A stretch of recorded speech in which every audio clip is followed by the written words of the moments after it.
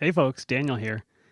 The holidays and some major life and career events kind of caught up with us this season, and so we wanted to bring you a rebroadcast of an episode that we produced way back in 2017.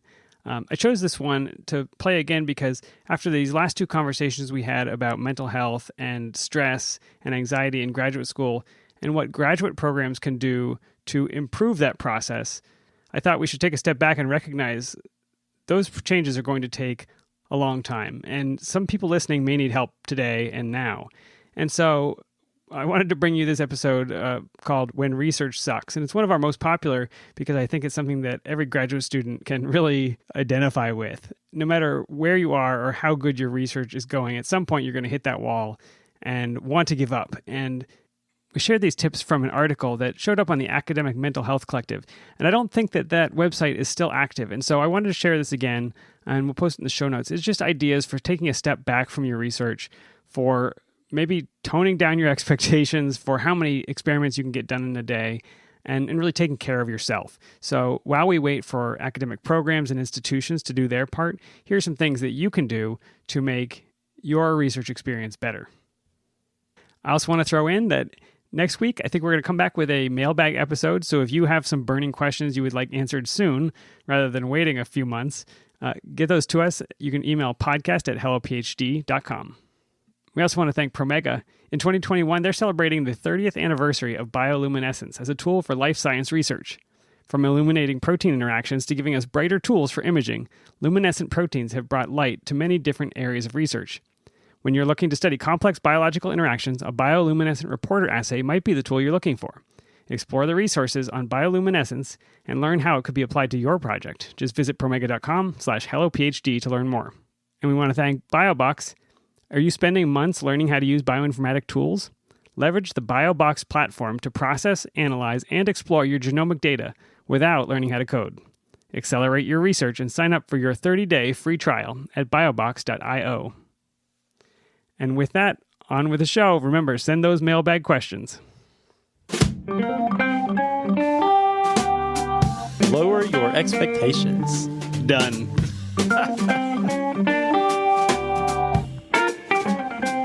You know what? Things might suck right now, but they're not going to suck forever. You will be okay. Welcome to Hello PhD, a podcast for scientists and the people who love them. This week, we talk about how to keep some forward momentum when grad school starts to drag. Stay with us.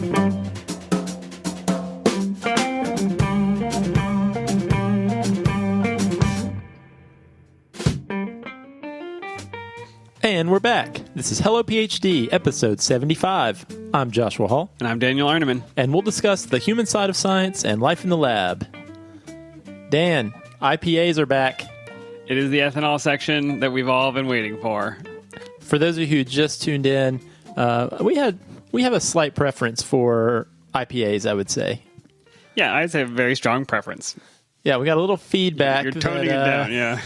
That maybe we could try some other beers, which we have. We did it. Yeah, and so we said, you know what? We're going to go IPA free until summer. And it is summer. Happy summer. The solstice has passed. That is true. So today we are starting off the show with Nectar IPA from Humboldt Brewing Company in California, somewhere in California. Ukiah, California. Do you know where that is, Dan? I sure don't, Josh. Where is it? I'm going to look it up. If you're going to ask me a silly question, I'll ask you another one. The power of the internet and recording. In no time, I'm going to have the answer to this question. Oh, Ukiah is in Mendocino. It's in Mendocino County. It's the largest city in Mendocino County. What do you think of the beer, Dan? I'm a fan. Happy to have an IPA back in the studio. Okay, Josh, I'm reading here. It is a base of pale and crystal malts, and they say aggressively hopped. I agree with them. I'm looking for a list of which hops they use, and I don't see it. 60 IBUs, though, so it's solid. Yeah, they say this one's aggressively hopped with the, you mentioned the pale and crystal malts. It's definitely got some bitterness going on. Do you get some sweetness? I would think with the name Nectar IPA, I'm imagining it's going to be a little sweet. I did on the very first drink, but I don't now. So whatever that sweetness was is gone. Yeah, it definitely has, I would say, some hoppy character from beginning to end, but I'm a fan. Not bad. It's good to be back. The bitter, nice to have some bitterness back in the studio. All right, Dan. Well, a couple things I wanted to say. We got an email this week that I wanted to read, and this comes from a listener, Christina, and she had some great things to say that I wanted to share with our listeners. So, do you mind if I read that? Go for it. All right, so this is from Christina. Hello, Daniel and Josh. Your podcast gives me more joy than I can express. I was resigned to leave academia until, among other nuggets of hope and encouragement, I heard Josh say not to base your career choice on your experience in grad school. Now I'm full on academia bound because I think I realized from that statement that my feelings going through graduate school might not be a reflection of how made for academia I am. They might be more a result of circumstance. I really thought if I'm not enjoying this, then I'll really hate being in academia for a living. And as a result, in change from a fixed mindset, this sucks, therefore it will always suck because I'm not good enough, to a growth mindset, this sucks now, and what skills can I get to help me navigate this and grow from this challenge? I'm kicking ass in my last year of grad school. I've been happier and more productive than ever before. Thank you so much for the hope you give and the difference you've made. I know I can't be the only one who sees you as a light in the dark abyss that is grad school. I got chills. I'm tearing up. Yeah, Christina, thank you for actually writing in and telling us that because, we've said it before, but this is literally why we started the show. Yeah, it's the only reason we keep coming back to do it is because we have such strong memories of all the things that you wrote in that first paragraph, that it's hard, that it feels like it's never going to get any better, that you feel like the victim of your circumstances and maybe you should just not do this job anymore. You're not cut out for it. And the truth is much more complex and much more hopeful, and I'm really happy to hear that you're seeing some of that. Yeah, absolutely. And I think this is going to be a theme of this show as we move on with our topic. But I think one reason why we're able to do this show and talk about things the way we do is because we've been through grad school. We remember what that was like. But the fact we're not still in the middle of it, we have a little bit of that perspective that, oh, you know what? Here's a voice from the other side. It actually does get better. And, there are things awaiting for you that are not like what you're doing now. Yeah, that's right. I think, Josh, you and I were just talking the other day about how, we were in grad school in our 20s. Not everybody does that, but that was the time for us. And that was not the best periods of our lives, right? Yeah. And it gets much better, and it's much more flexible, and it's much more interesting once you get through that process. But by going through it, I think a lot of opportunities open up. Absolutely. So thanks, Christina, for writing in. And that's a good reminder. We love to hear from our listeners. So if you want to share just what you like about the show, we'd love to hear that. But also, if you have any great stories or things that you're going through personally in the lab, we would love to talk about them on the show. And so one thing I mentioned last week, specifically, we would love to know if you have any great epic lab fail or crazy day in lab stories or just something really weird that's happened to you in the lab. I'm still trying to dig up my lab notebook, Josh. I have a list of lab fails. Don't worry. Let's move on to Science in the News.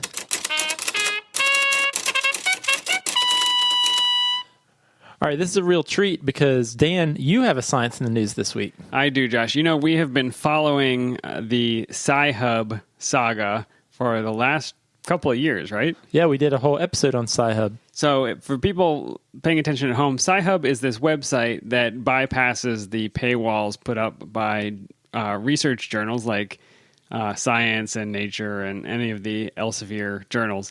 And it lets people who maybe don't have access to those journals through their library or their university due to the high cost to get those articles. And it is super, super against the law. I was going to say this is like Napster for research papers, but I don't know if our listening audience actually knows or appreciates what Napster was for music back when we were in college. All right, old man. It's like BitTorrent but it's not peer-to-peer sharing. It's using people who do have access to those journals and getting around the paywalls with them. Yeah, actually I follow several academics on Twitter. And there's one fairly prominent PI who every time he will mention a study or a paper, he will post the Sci-Hub link to the paper. Oh, is that right? Yeah. Oh, and he hasn't gotten any cease and desists? I guess not. He's still doing it. I saw him do it this week. So Yeah, so we have an update. Obviously, we're interested in this story, and we are interested in the implications for publishing, scientific publishing particularly. So what happened this week is Elsevier was awarded a $15 million judgment in a case they brought in New York State against Sci-Hub, and I think specifically against the founder of Sci-Hub, Alexandra Albakayan. She's a Russian, was a researcher and turned programmer who actually developed this platform. So wait a second. So is there jurisdiction there? Great question. I don't. How are they going to actually enforce this judgment? So that's the upshot. The question that springs to mind is like, what does this mean? What is it going to do?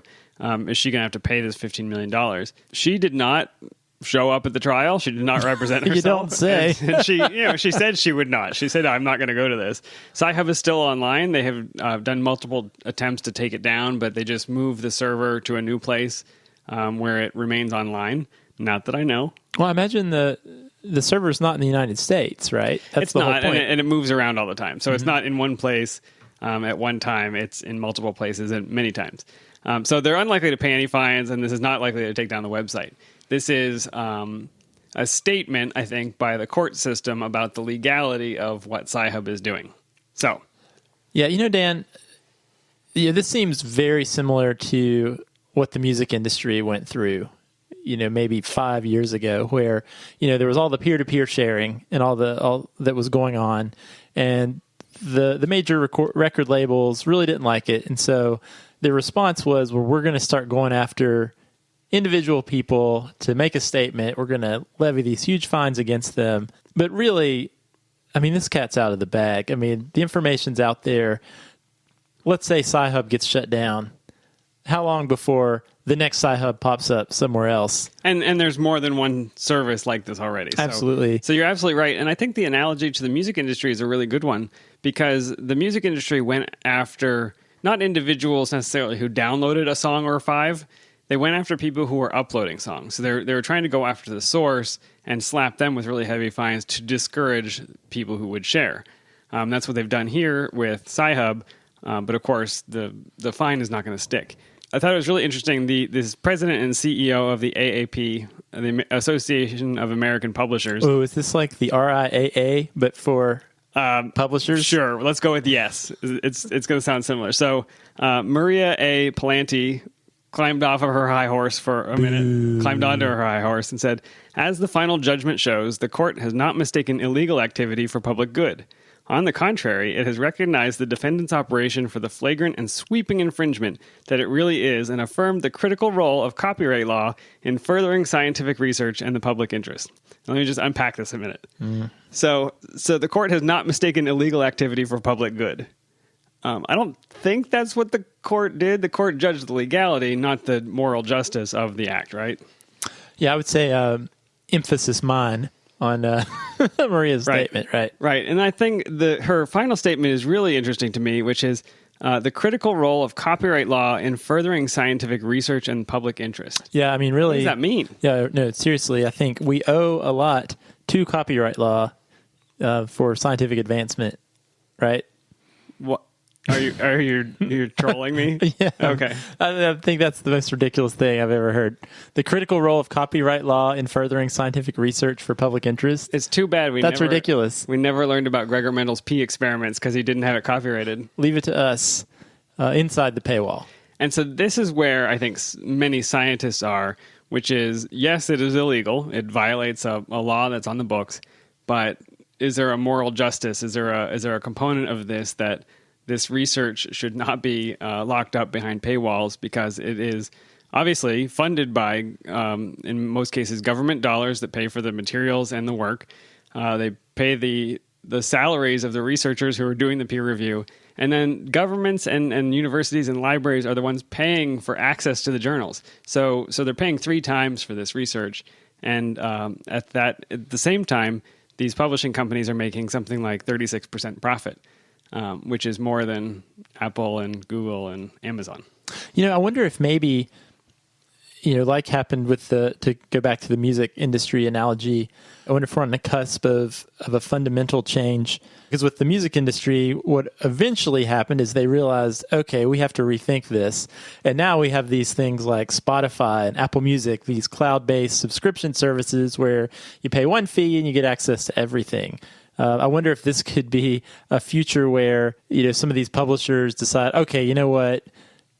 Just going after individual lawsuit by individual lawsuit, this is not going to do anything. So let's band together and have this one unified subscription service where you get access to everything as kind of a last stand. I don't know. Yeah. I think you're onto something though, Josh. It's the Sci-Hub and the sites like it are not going to be the answer. Just the same way that outright piracy of music was not the final solution. But I think scientists publishing in open access journals, making that choice, that's a better way to slay this giant than trying to get around the copyrights. Yeah, and I've talked to a number of faculty who are bypassing some of these higher profile journals to publish in open source journals. But I'll say also, Dan, I had some personal experience with this. The NIH is very serious about this public access policy. And our listeners might remember we discussed this on the Sci-Hub episode. But any research that's funded by government dollars, by NIH dollars, is now required to be uploaded into this database, this PubMed Central, that's accessible to the public no more than a year after the publication date. And I will say, Dan, I recently put in a grant, and there was a paper associated with this grant that did not have a PMC ID, which is a PubMed Central ID indicating it's been uploaded in that database. And they have people who are going through grants making sure that all the publications that are federally funded actually comply with this public access policy. So I think that's really great. Yeah, that is great. And there's an article out just this week from The Guardian that I think is really worth reading.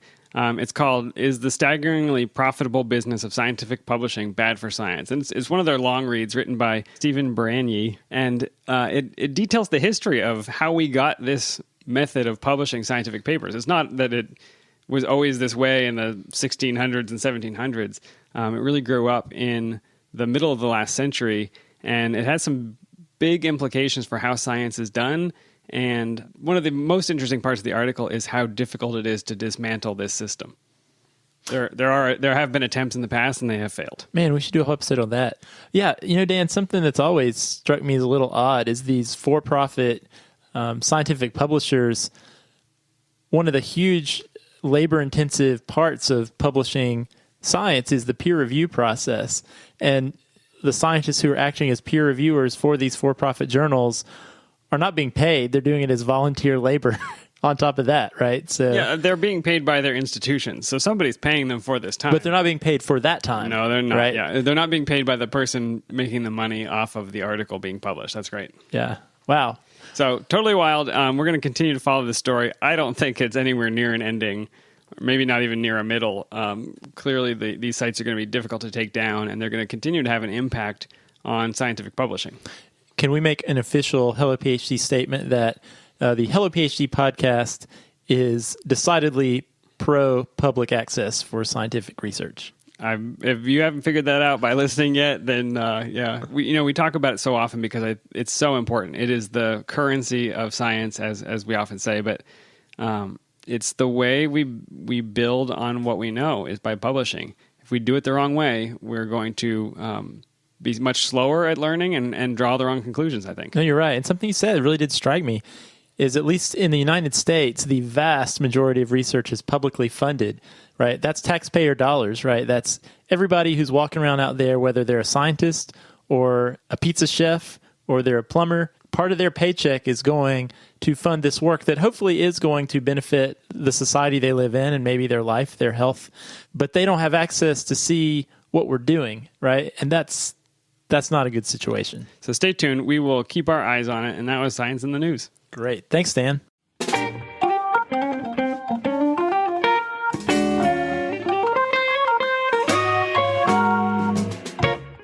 All right, let's move on to our topic. So I came across this article on a blog called the Academic Mental Health Collective.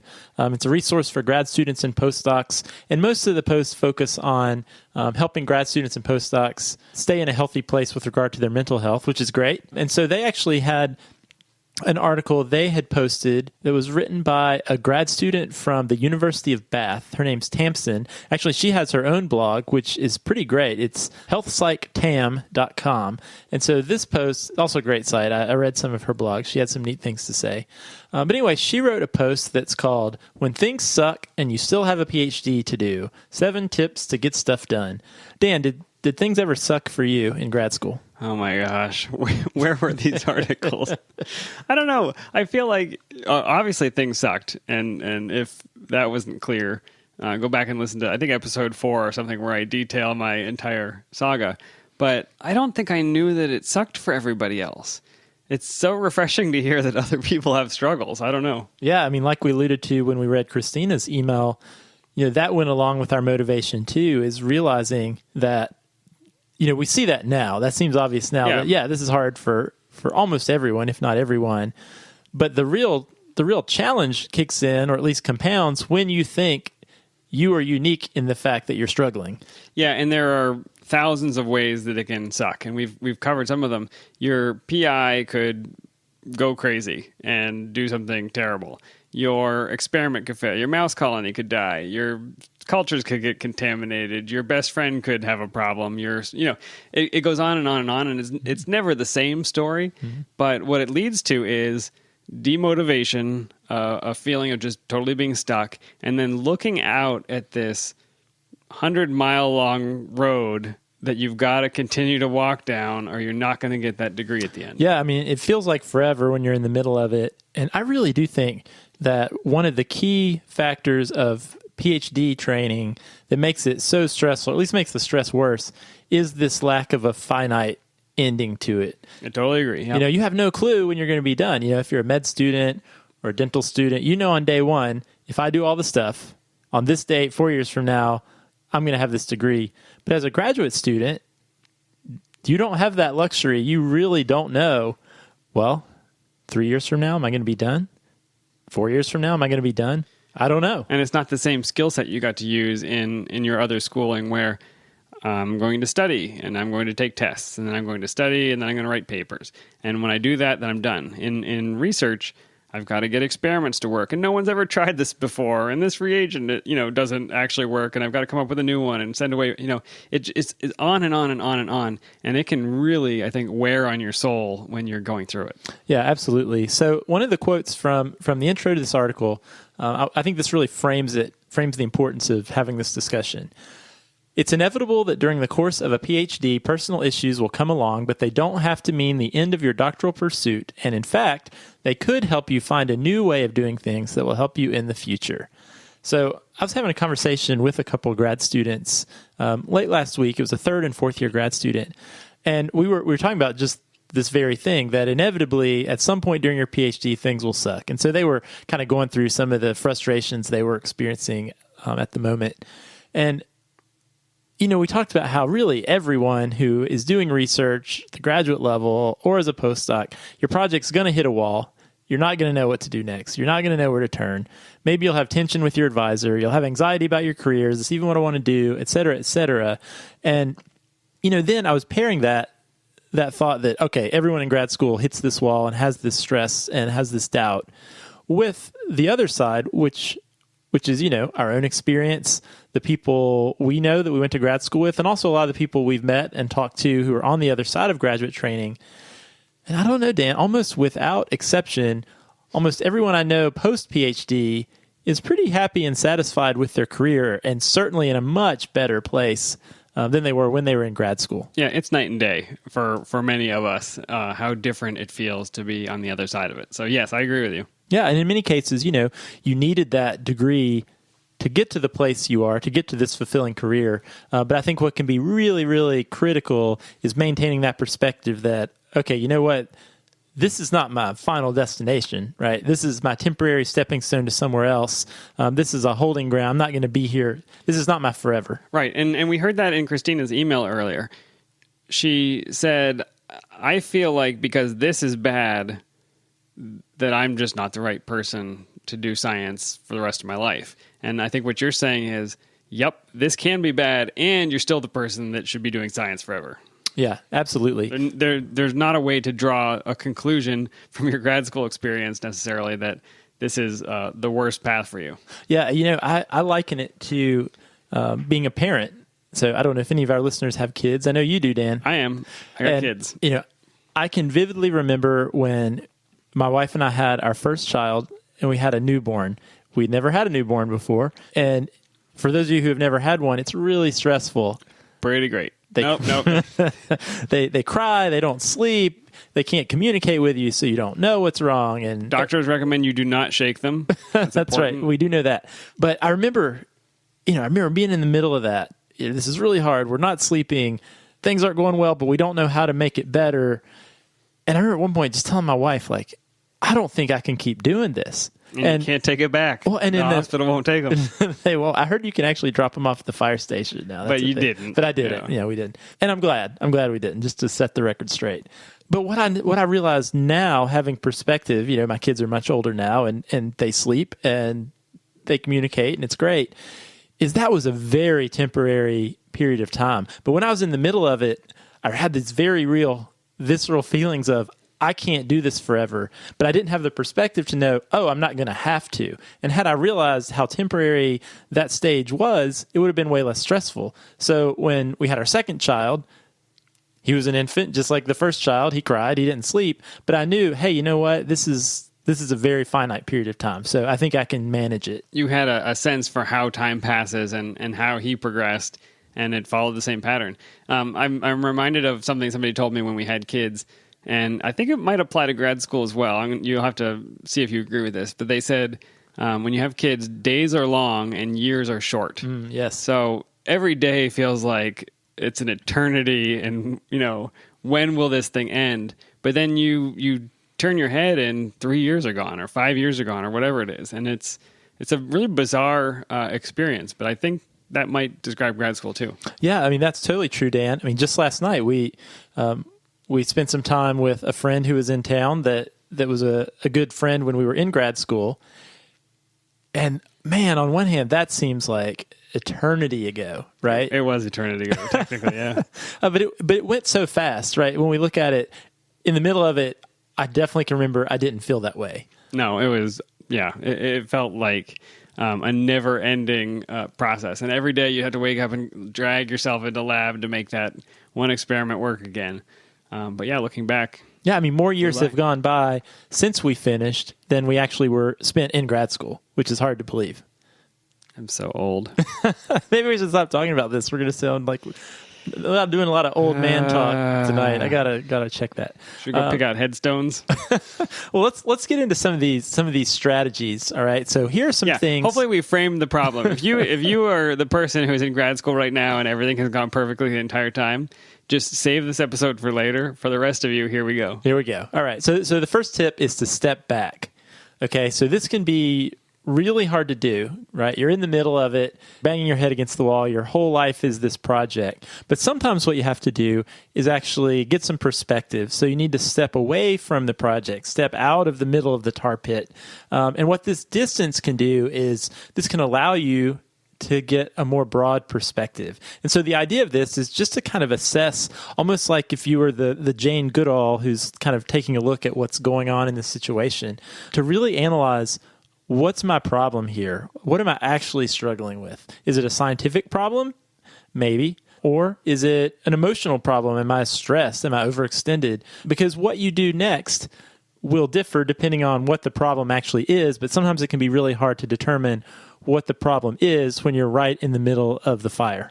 I can imagine this taking a number of different levels, like you're saying. So I remember talking with you once about when you went and explained your research to high schoolers or something like that, you developed a new love for it, right? You stepped out of the day-to-day work in the lab. You put your research in the context of how it was actually helping society, and it made you appreciate it again. Mm-hmm. I could also imagine I'm banging my head on this experiment because I said I was going to do it, but then if I step back a little bit and I say, well, this figure doesn't make any sense in the paper I'm trying to write, there's another experiment that would be much better.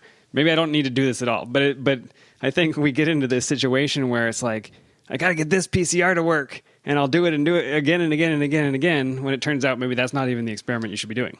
No, that's totally true. And I think one of the things you're touching on is don't lose sight of the why, right? Because it's so easy when you're a grad student, a postdoc, you're at the bench technically doing things every day. Your whole life can easily become about getting that PCR to work, getting the right primers that are gonna work. Why are they not working? But on its face, that's not very interesting, right? But what you have to do is not totally allow yourself to disconnect that those day-to-day tasks you're doing with the big picture of the importance of what you're doing and how it fits into some broader context. How does it fit into this paper? How does it fit into my field? How does it fit into my career path? I mean, they're all different questions. How is this beneficial to society? Why is this exciting? Because, I mean, I would hope at some point when you decided to choose that thesis advisor or join that lab, there was something about that research that you thought was important or cool. So try not to lose that connection with your day-to-day experiments and that really cool thing that initially motivated you. All right. So the next thing, once you've stepped back and you've kind of identified what your problem is to be honest. Okay. And so this is not just being honest with yourself about what you're struggling with, but identifying what type of struggles you're having may indicate you need to be honest with some other people to seek out some support. So, for example, maybe you need to tell some of your friends and colleagues that, or maybe you need to tell some of your friends that you're having a hard time. Maybe you've disconnected from some of your support network because you've been so wrapped up in your project and in your research, and maybe that's actually what you need. Or maybe you need to talk to your research advisor, or you need to talk to a director of graduate studies in your department because you really are having some technical issues that you don't know how to address. And maybe it's time to bring in some scientific support also to get some new ideas. This is the place that imposter syndrome is going to try and drag you back into the murky depths of being by yourself and trying to figure it out yourself, because nobody wants to go to their PI and say, I can't get this experiment to work. Mm-hmm. And nobody wants to say to the director of graduate studies, I am experiencing the symptoms of depression and I need to know what resources are available to help me work through this. You know, imposter syndrome is going to try to grab you and hold on to you. So it's just so important that you find that one person you trust, and it probably doesn't matter who it is, but that you can actually reach out and get that kind of support. Yeah, absolutely. Yeah, you know, Dan, one thing that I say to students all the time is certainly in graduate school, one of the things you're trying to do is you're moving towards becoming an independent scientist, an independent researcher. But what that doesn't mean, being independent does not mean being isolated. And so part of being independent sometimes means knowing when you need to reach out for support and knowing that, you know what, now I've come to a point where for me to move this project forward, I actually need some help. And that might be scientific help, but part of that also is maybe you need some emotional support. And so being able to get that support to get you back where you need to be so you can continue your project forward is really important. So be honest, not just with yourself, but being honest with those around you when you need support. Awesome. You want to hit us with number 3? Yeah, so number 3 is be realistic. Okay, and so this is a tricky one because most people, by the time you get to a PhD program, you wouldn't have gotten to the PhD program if you hadn't been working really hard and been really committed to your studies and to school. You probably did well in high school, so you got into college. You did well in college, so you got into grad school. You did well in grad school, so now you're a postdoc or whatever. And so it can be really hard to drop some of these perfectionist tendencies when we start to get this feeling like, you know what, maybe I do need to back off. I do need to take some perspective, because I think what we can do if we're not careful is we can think, I shouldn't need to do that. I don't want to be weak. Is this going to hurt my chances of doing well? Like, it's almost like taking our foot off the gas. We see that as some real indictment on our own ability or some negative. So yeah, I think we need to be realistic about what we really need in that moment. And so in this case, it's like, I probably need a Saturday to go to the beach and unwind, but everybody else is in labs, so I'm going to go to work. You know what I mean? It's recognizing there's a you have needs other than just doing research, and you've got to be. It's part of being honest, but it's like taking the opportunity to take care of yourself. Attach your own mask before you attach the masks of others, as they say on the airplane. Yeah, and I think the lie you could tell yourself in that situation is, all right, you know what? It's Memorial Day. I want to go to the beach with these friends, but I know there's going to be people in the lab. If I don't go to the lab, everybody's going to think I'm a slacker. And if I don't do the PCR today, then there's going to be this butterfly effect, and eventually my whole life is going to go to crap.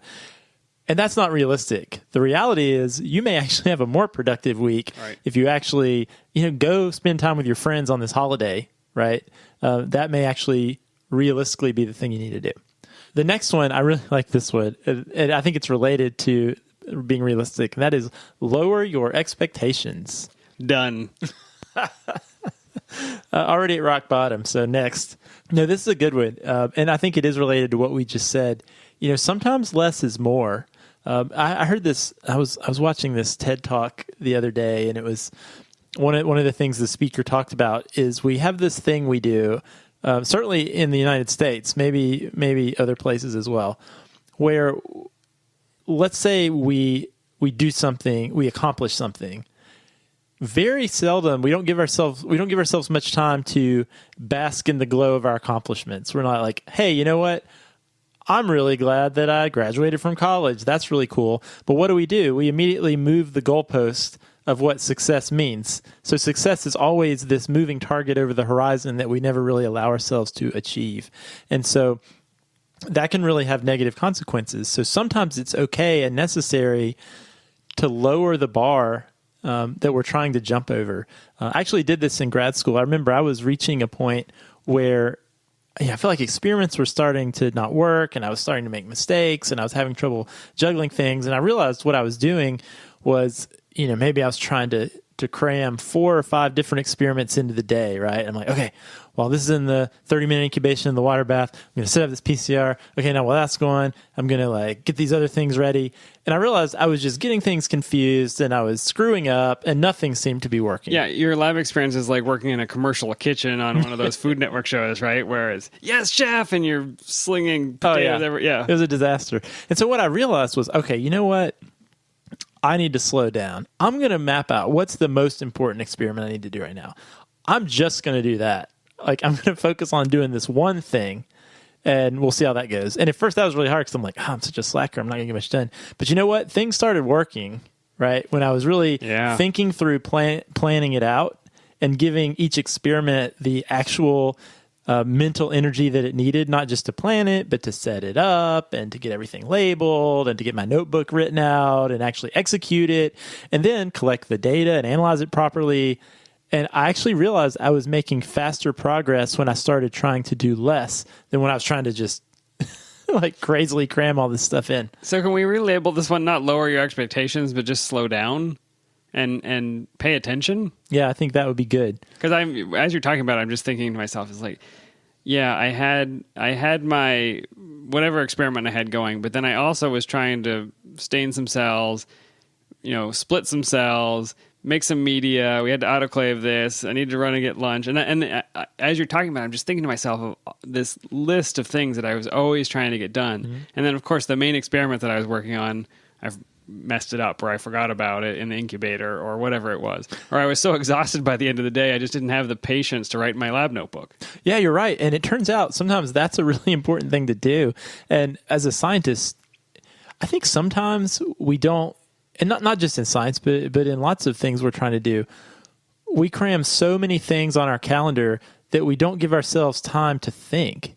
We don't give ourselves some space to just really ponder on what we're doing and really think about what we're doing, because we're just doing without a whole lot of thought. And I don't know that that's necessarily the best way to move forward. So anyway, lower your expectations or slow down. All right, the next one is get support. I think we talked about this, but it's probably worth reiterating. There is no weakness at all in knowing you need some extra help. In fact, one of the things we've started telling graduate students when they start at our institution is there will come a time when you are going to need help.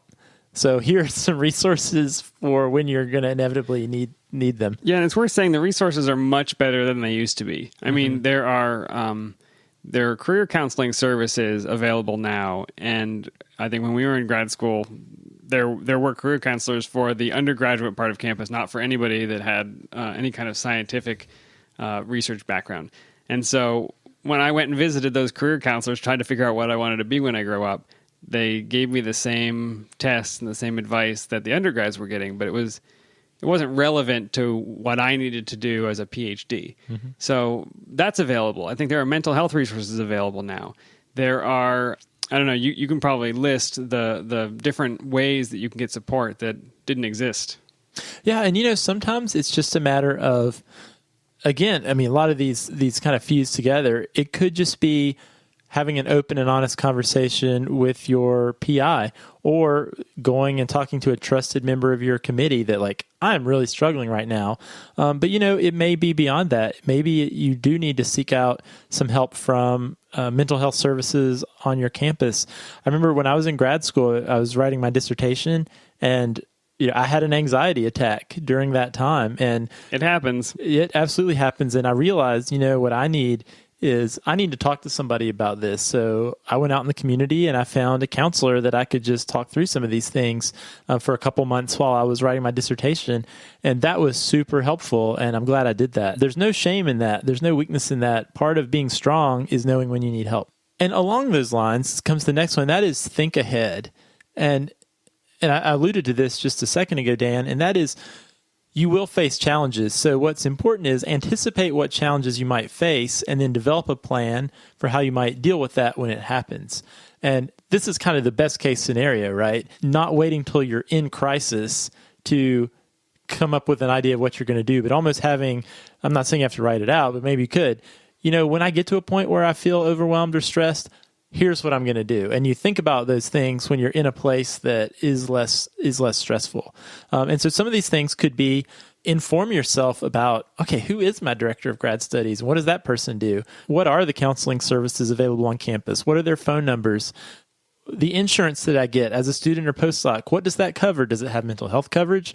That way, when you're in the middle of crisis, you don't have to figure out these things that are going to add additional barriers that are going to prevent you from getting the help you need. Yeah, you're not going to want to do the in-network, out-of-network cost comparison when you're... No, you're going to say, screw it, I can't think about this right now. And it might also be something simpler. It might be starting a support group with other students when things are going well. Dan, that's something we did. We had a quarter life crisis support group when we were in grad school. I mean, we didn't plan for it. It just happened. But yeah. And that was literally just us getting together on a certain day of the week, having a beer together and just talking about what's going on. Yeah, that's right. Part of this, I think anybody listening to the podcast right now is getting the benefit of some of this, right? We get emails and tweets and things from current students and postdocs. We have our own experiences. We interview different people in the field, and what they're telling you are about their experiences. And so you're getting a taste right now of, okay, well, I might not feel that way today, but if I ever, need to know what to do when I have a panic attack, when I'm writing my dissertation, here's an example of somebody else who went through that, and here's what I can do about it. So just being part of this podcast conversation, I think you're hearing about things that hopefully you never have to face personally, but if you do, you've got a resource and a story that backs it up. Absolutely. And the last one, Dan, is trust yourself. I think this circles us back to where we started. Trusting yourself means realizing that, things might suck right now, but they're not going to suck forever. You will be okay. And so I just want to reiterate what we said at the beginning. It does get better. Grad school is a temporary step, and it is hard. It's not just you. It's hard. It's hard for everyone. And so realizing that, the reason I'm here is not to be here forever, but it's actually to get to this career that hopefully is going to be really fulfilling, really satisfying, and most likely nothing like grad school at all. And so trust us, all the people I've talked to who are post-grad school are really happy. I was at a conference last week, Dan, and one of the presenters did some research where she actually surveyed thousands of people who were post-graduate school. These were all science PhDs. And one of the questions that she asked them in the survey was very simple. It was, are you happy with your career? It was broken down in different types of careers, like I'm an academic, PI, or I'm out of academia, or I'm in industry, or something else entirely.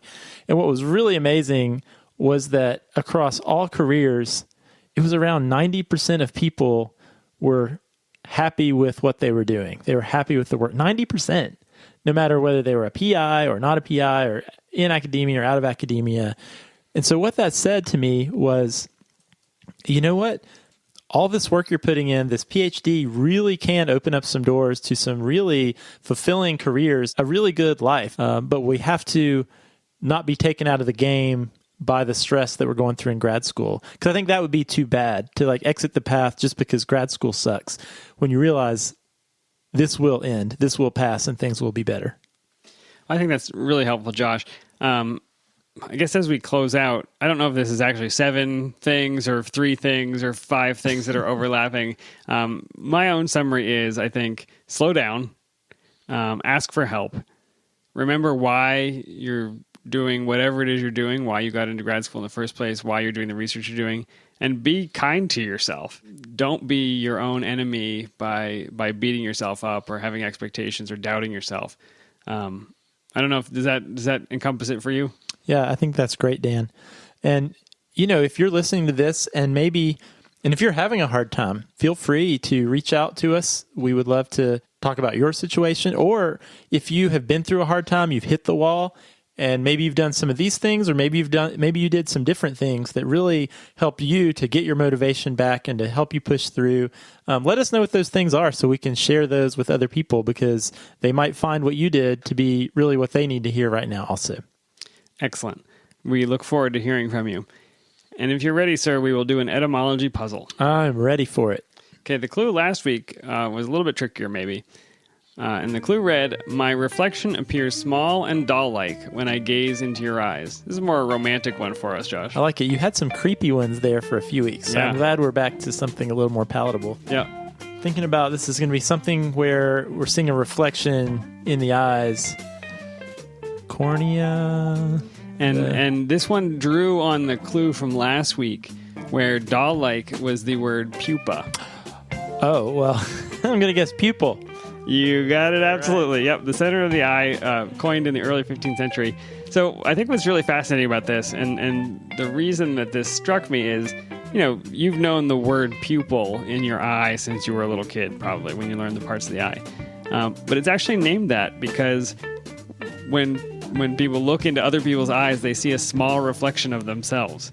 And so it's this word pupa, which is, or pupilla, which is a little girl doll or like a small person, the diminutive form. So I think it's... and a doll is sort of weird, like a... Yeah. So how does this... actually, I think maybe I can figure this out. But we also use the word pupil for a student. Yeah, so pupa and pupilla is a doll or a puppet or an undeveloped thing. And so that's where those words come from. Mm-hmm. But I wanted to read you a quote from Plato. He said, self-knowledge can be obtained only by looking into the mind and virtue of the soul, which is the diviner part of a man, as we see our own image in another's eye. Isn't that beautiful? I love it. I don't know what it means. Isn't it an upside-down reflection?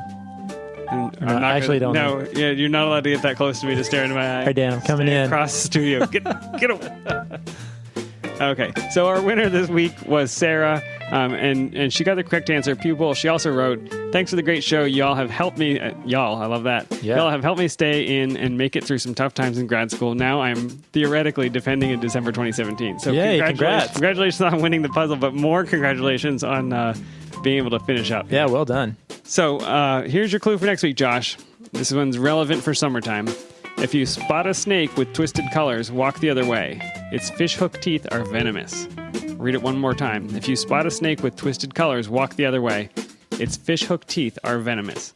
Remember, I'm looking for a scientific word described by the clue. In this case, it's a genus and species. Oh, jeez. Oh, you love these. Once you get it, you'll find the literal meaning of that science word as a phrase in the clue itself. If you think you know the answer, email it to puzzle@hellophd.com. We'll randomly select a winner from all the correct responses and send the lucky puzzler an Amazon gift card. All right. Thanks, Dan. This was a great discussion this week. And if you have a question or topic idea, we'd love to hear it. You can email us at podcast@hellophd.com, send us a tweet at hellophd, or leave us a message on the Facebook page. If you like the show, you can leave us a review on iTunes. We love the feedback, and it allegedly helps new listeners find the show. If you'd like to support the show, you can become a patron. Simply go to our website, hellophd.com, and click on the Become a Patron button, or visit patreon.com/hellophd. We would certainly appreciate the beer money, and wanted to take this moment to give a thanks to our current patrons. Give a thanks to Lynn, Arlen, Paul, and Rob. All right, thanks so much, everybody, and we will see you in a couple weeks. See you next time, Dan.